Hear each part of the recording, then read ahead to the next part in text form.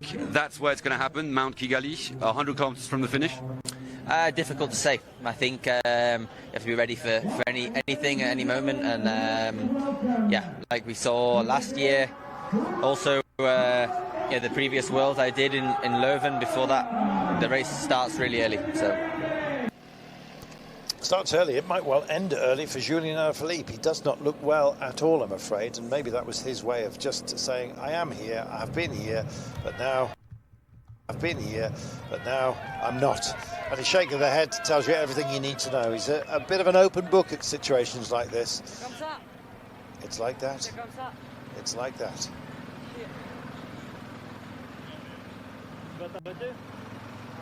Are you going to stop? Yes, he says.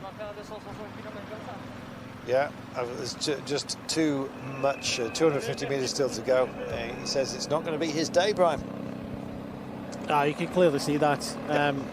What I said before was that I didn't have a clue what he was doing. I don't think he knew either. Maybe it was a little bit kind of, I don't feel too good, I'm just going to test the legs, just try and open up the legs. Sometimes you come here, you do all this travel, you come to altitude, you do the heat, the humidity and things like that, and you just feel absolutely dead.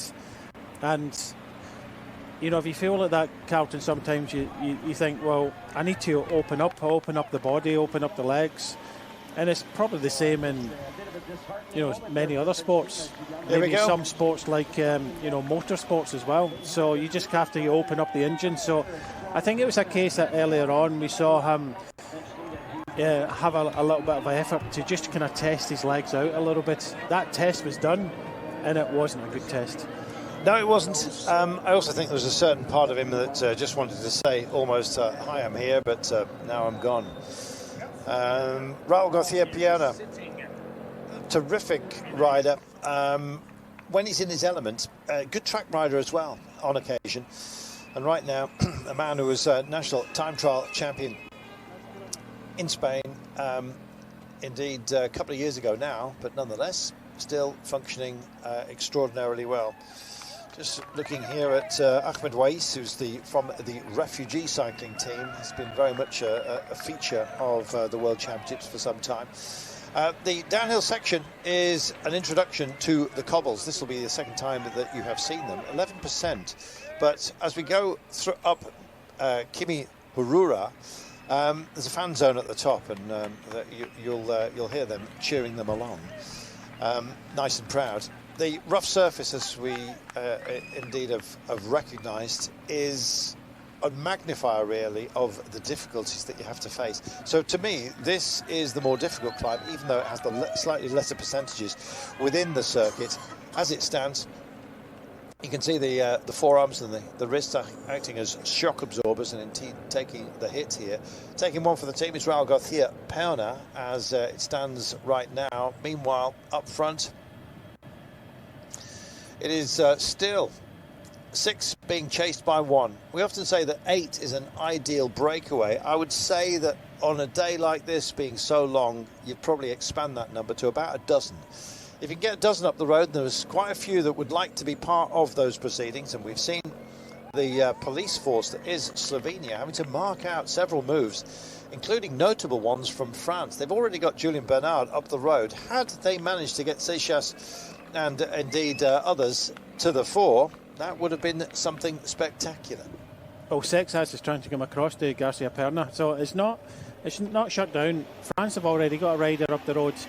I'm kind of surprised, but then not, because this is such an unpredictable World Championships. It's one of these situations where you come here. It's kind of hard to describe. You come here with a view to do it. We just saw Mauro Smith there at the back for Switzerland. He's a very, very strong rider. And to see the likes of Alaphilippe and Mauro Smith and various riders having problems so far, it's just the conditions. You come here for one reason, either to help your nation out or to do the job yourself, or like I said a moment ago, that some riders are here just to try and kind of get themselves a little bit of limelight, like Red Walters did earlier on today. But this is such a hard circuit, and when we're starting to see some of the strongest countries in cycling put riders in front, it's causing a major reaction. Just trying to see who it is that's coming over from Belgium. Someone like Florian Vermeersch would be Campenaerts. Is it? No, I've seen Campenaerts before. I'm not sure whether that's him within that Campenaerts. game. Cool. Let's see if he makes it. He's been marked out by Slovenia. He is a massive danger in a situation like this, isn't it? You will not want Belgium. I think the two strongest, the two major competitors. I've actually got three in my head. The three, I think, are Ayuso, Evenepoel, and Pogačar.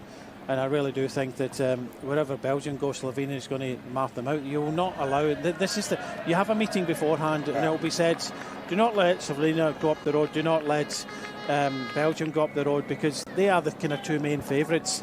And you can see it clearly as well that Garcia Pernia of Spain isn't going to be allowed to go either, because Spain have got a real contender in Juan Ayuso. Meanwhile, at the front, Menno Wissing leads them over this crest. Julien Bernard, Anders Voldagger. We have Ivo Oliveira, who almost started the move, Fabio Christen and Marius Meyerhofer. Raul Garcia is trying to make the bridge at the moment. We've had several little hits and hopes, the likes of Paul Seychelles of France, Julien Alaphilippe.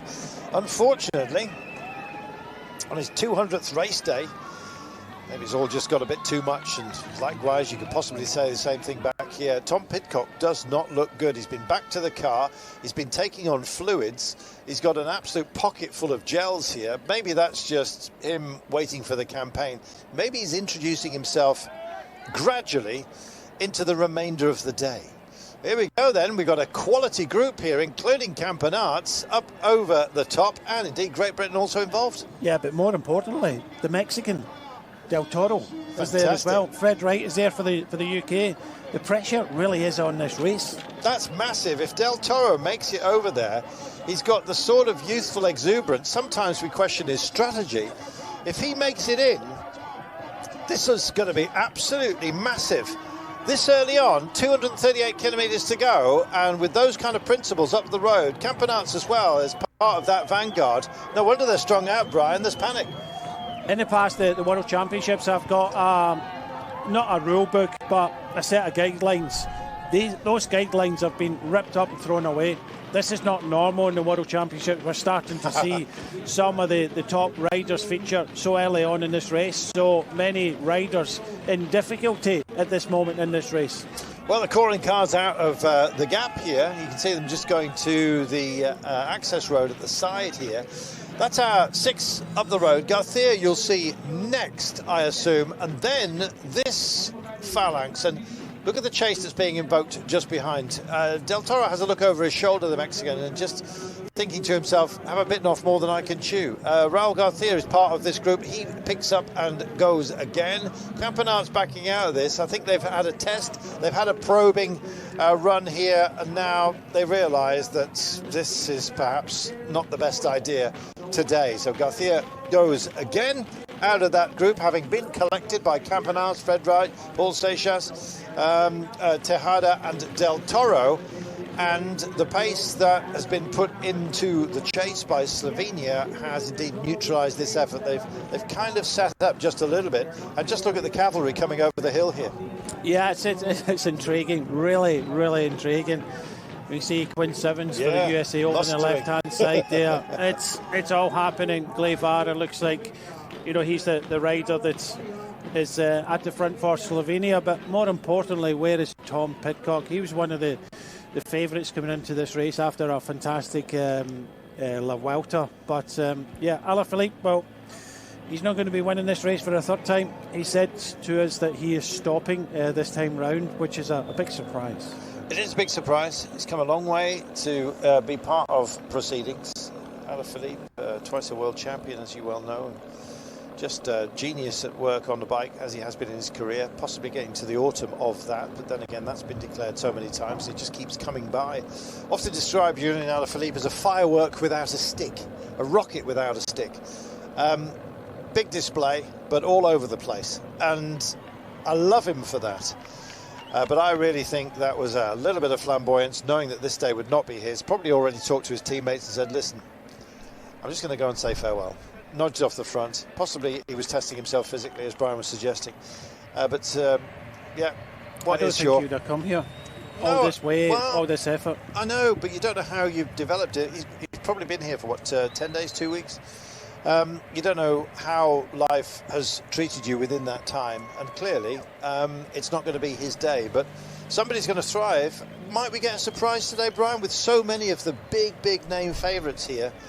I guess we said that in the women's elite race as well, and they got unpicked by a spectacular performance by Canada.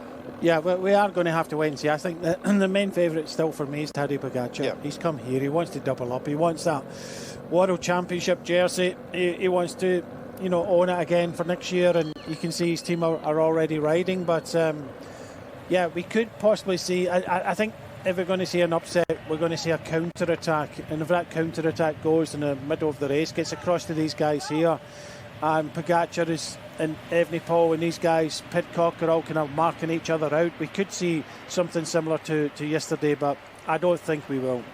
Tom Pidcock's back on.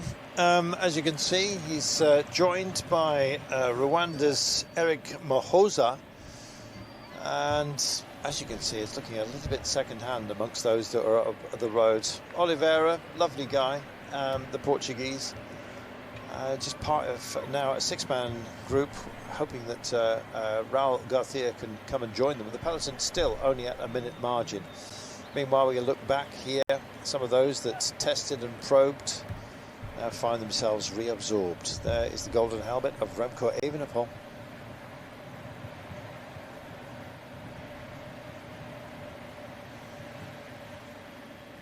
Remco himself, absolute genius at work while we look at Lake Kivu, part of Africa's Great Rift Valley.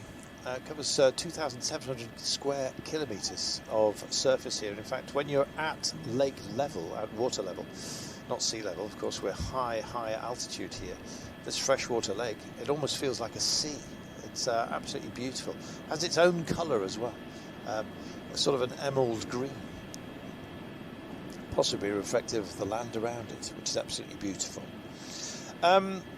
Just throwing our mind back to the time trial, Brian, the manner with which Remco Evenepoel took his hat-trick of time trial titles here, winding in Tadej Pogacar from a 2.5-minute margin. Is that Tadej Pogacar not wanting to absolutely empty the tanks on the time trial, or is that Tadej Pogacar not on the best of form? I don't know, to be honest with you. You know, I believe that Alaphilippe was sick after Canada. He was even contemplating not coming here. Apparently he said that he wasn't feeling that great yesterday, and that's what I was saying, that you don't come all this way, you don't make all this effort, you don't want to let your country down, you don't want to let yourself down, you don't come here as a former double world champion just to do one lap round here. So he's come here, he's been under the weather, he's been hoping that he'd feel a little bit better. Yesterday he didn't feel too good, he said in an interview, and then today he's tested himself out and he still doesn't feel good, so he's stopping. It's completely like that. So he has come here as a principal. In the end of the day, for me, it's always nice to be here in Africa, especially in this kind of big event on the cycling. It's his first time in Africa, so for me, special, also for the continent. So, it's a pretty special day. And very inspiring for a lot of kids from Africa, from Rwanda, from Eritrea, from the continent. Yeah, I think it's nice honor for me, to be honest, because when I arrived here, I saw a lot of kids. They already shout my name, and they are coming to say hello for me. So it's pretty nice for me, to be honest. And it's nice. I hope to continue like this and to inspire more African talent kids, and to see more professional guys in the peloton. But today the course is maybe a little bit difficult. Yeah, indeed. I think not just a little bit, it's too hard. But at the end of the day, like we said, it's good to be here, especially in Rwanda. It's one of the nicest country for cycling culture. So for me, it's already a while since I've been here. So I'm just happy, enjoy my ride here, and let's see today. He has wisdom beyond his years, does Biniam Girmay. He's still only 25 years of age, can you believe that? Last year, of course, not the last Tour de France, but the one in 2024, he famously took the green jersey, which was just a blessing, I think, for all of cycling. He comes here not expecting to win, but very much to be part of a superstar roster from, indeed, Eritrea. Tesfatsion is probably their best hope. Mulbahan, Mahawi Kudus, Girmay himself, Gebi Shebier, Zerhe, Eritrea, they punch well above their weight in the world of cycling, don't they? Yeah, they certainly do, and I think Girmay had to be coaxed to come here. He didn't want to come here because he wasn't, it didn't really suit him, this course here in Rwanda, but I think, you know, the World Championships of Rwanda needed him here, and it's good that he actually came. You know, he said in his interview there that this is too hard, and you know that says a lot coming from, you know, a great champion like Biniam Girmay. As you said, green jersey win on the Tour de France 3 stages last year, hasn't had the best of season, but good to see him here. And like you say, the Eritrean flags are any race you go in the world, you're going to see at least one. Love this running course, actually. It's a cross-country training course, so it rises and falls. It's just on the, I mean, why not have four lanes of running track? Great distance athletes, of course. Africa have provided us with Ethiopia and Kenya, of course, foremost in our thoughts in that regard. The West African nations of Morocco and Algeria also producing great distance runners, and some indeed have been brilliant at marathons as well, as you well know. But so have a running track that has rises and falls, and 4 lanes as well. Why not? I think it's just such a great idea. Playing with the idea of getting off up the road is Ireland. They have Eddie Dunbar, they've got Ryan Mullen, Darren Rafferty, Rory Townsend. These are very familiar names to us. But Ben Healy, we often refer to him as the Terrier. He is somebody that turns himself inside out on a breakaway and occasionally delivers. Could he be a big outside pick for us today, Ben Healy? Yeah, I'd agree with that. Going on performances recently, coming into this race, I was covering the Tour of Luxembourg, and you know, I think he showed there that he's got the capabilities. You know, that was his first race after riding well in the Tour de France this year, getting the yellow jersey and winning the stage. So for me, he has to go from distance. We saw that in the Paris Olympics last year. He went from distance and you know, had them chase hard behind.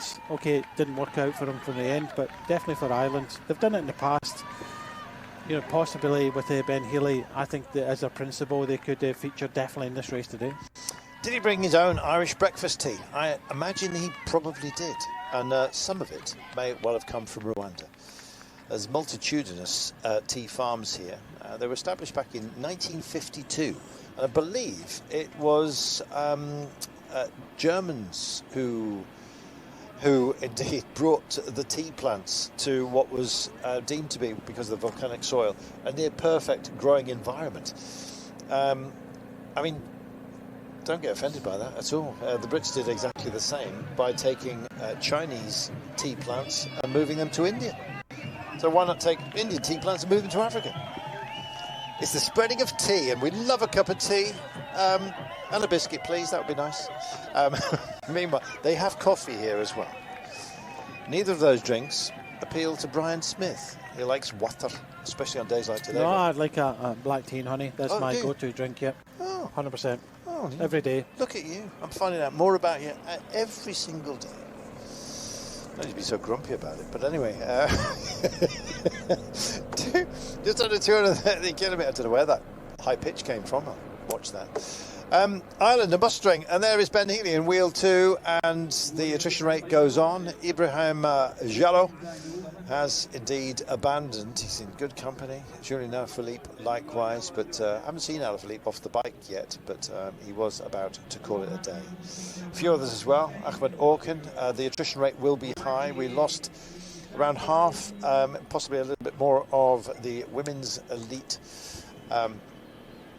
roster yesterday. It happens, and if you get tailed off, you are in danger of being overtaken on the circuits, and as a result you get gated.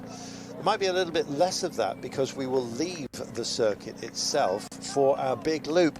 And that big loop, is it loopy, Brian? It feels that way. We do 150 kilometres of racing, 156 actually. And then all of a sudden we take on Mount Kigali. It seems unkind. I mean, yeah, it's great. it's the only race here that has actually gone off this course. And of course, yesterday it was announced Montreal we knew that anyway. He's going to host the World Championships yesterday. That was why yesterday's winner was so prevalent. She's going to go there as defending champion. So, with the courses being announced for next year, a lot of them go off the course and come back and do the loops in Montreal. But this is the only one that goes off piste. Meanwhile, off for an ice cream is Julien Alaphilippe, I'm afraid. Double world champion is not going to be a feature at the end of today. He tested himself. It was too much. He's not well. He's off the bike. Sensible, I think. Even at this late stage of the season, he might have something like Liège-Bastogne-Liège in his mind if he recovers in time. A bug, apparently, that he picked up in Canada. So a lot of air miles. I imagine he has possibly open access to the executive suites at the airports because he gets around the planet. Indeed, so does cycling. And we're here in Africa and we're playing in Rwanda. And, well, we've been playing various tunes. And this is Mauro Alfredo, who, indeed, absolutely fabulous kit, I must say. But his day is done. No shame in that, Brian. It's great to have so many national representatives. Oh, that's not good. That is not a good look. Fred Wright just dousing Tom Pidcock here. He did it himself, and then he offered up some help to Tom Pidcock. If he's not feeling great, that's another fabulous name that might well be in trouble. We hope that he rides himself in today. Tadej Pogačar still only 27. He's got a massive career still ahead of him.